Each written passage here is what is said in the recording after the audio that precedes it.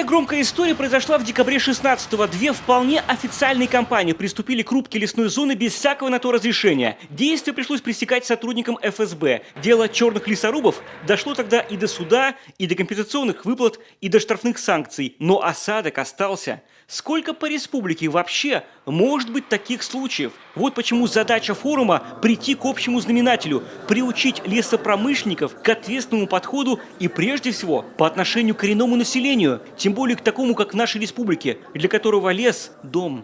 У нас не просто лесная республика, у нас республика национальная, у нас есть свои особые традиции, у нас люди, которые в лес ходят и за ягодами, и за грибами занимаются, и рыбой, и охотой, ловлей и так далее. И очень важно, чтобы эти традиции, они сегодня люди, они могли продолжаться, а закон им в этом плане не должен мешать.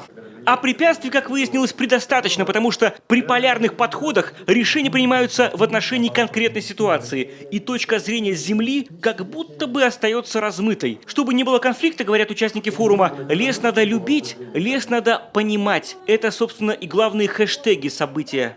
На сегодняшний день государство от передачи в пользование своего природного ресурса, богатства, лес, получает всего 8%.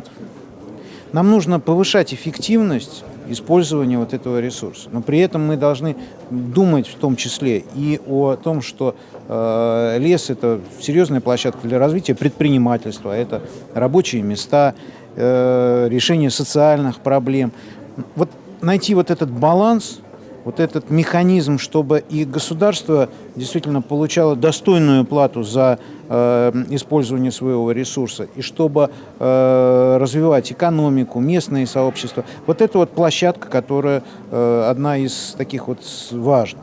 Глубокая переработка и лесовосстановление, надо признать, в общем-то, уже много лет основные проблемы сектора. Промышленникам не хватает дорог и кадров, экологам сговорчивых пользователей и полномочий. Впрочем, негативные примеры скорее исключение, чем тенденция. Мало кто знает, например, что все телодвижения в лесу сегодня отслеживаются через спутники. На анализ снимков уходит 2 суток. Тем, кто до сих пор рубит, не оглядываясь, это была информация к размышлению.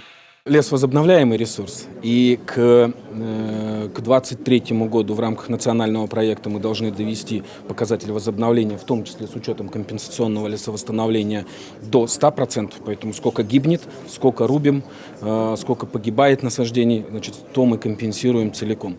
До 2023 года такая программа есть. Сегодня свыше 70% мы восстанавливаем. А насчет хватит леса, конечно, есть и свободные лесные участки. Сегодня Рослесхоз пошел нам навстречу, и когда-то ошибочно, допустим, территории Печорского и Ижемского районов были включены в защитные леса. Сегодня мы опять их в эксплуатационные перевели, и это позволит развивать в том числе и малое предпринимательство на северных территориях, обеспечение топливом деревень этих районов, а там проблемы с этим есть, в том числе проблемы, связанные с северным завозом топлива и в соседний регион, Ненецкий автономный округ. Поэтому леса хватит всем. О том, как восстанавливают лес и что ему грозит, детально говорят на рабочих площадках. Темы сложные, узкоспециальные и даже, можно сказать, специфичные. В свою очередь, всем должно быть ясно понятно. В вырубке леса нет ничего плохого. Главное, чтобы после человека не осталось выжженного поля. Если говорить о том, что ближе к Сыктывкару, это Двинско-Вычегодский таежный лесной район. Здесь, кстати, как раз-таки целевыми породами являются и береза, и осина.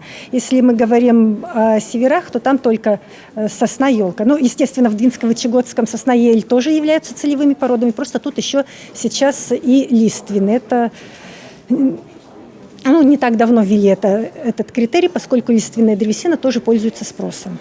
Идет на фанзаводы. Возможно, так. То есть потенциальное лесовосстановление делается для того, чтобы в последующем пустить его снова в производство?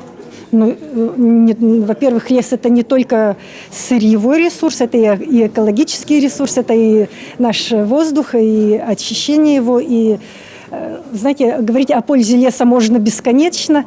Его Да, заготавливать надо, без этого никак. Если лес совсем не заготавливать, он сгниет на корню или сгорит, или вот его съедят какие-нибудь насекомые вредители. Очевидно, конечно, что не жуки уничтожат лес. В Коми общая площадь зараженных моногамным короедом-типографом территорий 90 гектаров. Мизер в масштабах региона. Спасает и сдерживает биоугрозу сама природа. Спасибо нашим зимам. А вот думать о том, что оставляют после себя лесопромышленники, нужно постоянно. Опять же, хотя бы все пускать в дело. Пока у нас показатель превращения отходов в доходы 60%. Брикетами и пеллетами обеспечиваются большинство сельских котельных. Есть проблемы с северными населенными пунктами, но это потому, что дороги плохо развиты.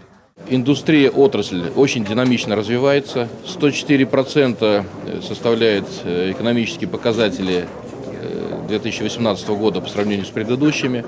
За последние 5 лет в 1,5 раза вырос объем производства. Инвестиции в отрасль достаточно серьезные. Это десятки миллиардов рублей. Сейчас, допустим, компания Монди готовит проект «Горизонт» по модернизации собственного производства. Свыше 8 миллиардов рублей будет вкладываться. Лузалес порядка свыше 5 миллиардов рублей инвестирует также в производство.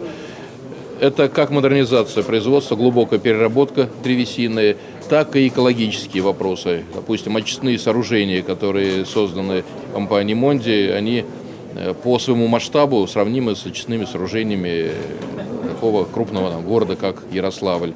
Вот почему появление проектов типа открытого 4 июля нового лесопильного завода «Лузалес» очень обнадеживает ситуацию в целом. Это ведь, по сути, крупнейшая такая площадка в Европе, где баланс между экологией и экономикой почти идеальный. Роман Истомин, Олег Юшков, телеканал Юрган, Сыктывкар.